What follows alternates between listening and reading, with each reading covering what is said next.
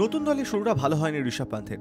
Lucknow super জায়ান্টসের অধিনায়ক হওয়ার পর ৩টি ম্যাচের মধ্যে ২টি হেরেছেন তিনি।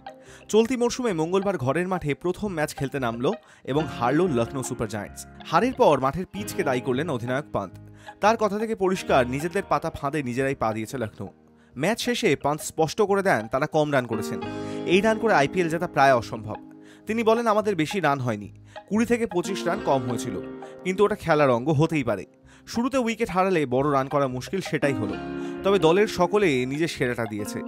লখনৌয়ের উইকেটে শুরুতে ব্যাট করতে সমস্যায় পড়েন ব্যাটাররা। বল উইকেটে পড়ে মাঝে মাঝেই থমকাচ্ছিল, বাউন্সও খানিকটা বেশি, ফলে ব্যাটে বলে হচ্ছিল না। পান্ত জানিয়েছেন পিচ কিছুটা মন্থর ছিল, অবশ্য তারাই সেই পরিকল্পনা করেছিলেন। পান্ত বলেন, আমরা এখনও এখানকার পরিবেশের সঙ্গে মানিয়ে নেওয়ার চেষ্টা করছি। আমাদের পরিকল্পনা ছিল পিচ একটু মন্থর করার। প্রথম ইনিংসে বল উইকেটে পড়ে থমকাচ্ছিল, দ্বিতীয় ইনিংসে সেটা দেখা গেল না।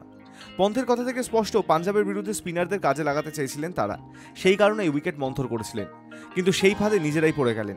প্রথম ইনিংসে ব্যাট করতে সমস্যা হলো, দ্বিতীয় ইনিংসে শিশির পড়ায় পিচ সহজ হয়ে গেল, ফলে ব্যাট করতে সমস্যা হলো না শ্রেয়াস আয়ারদের।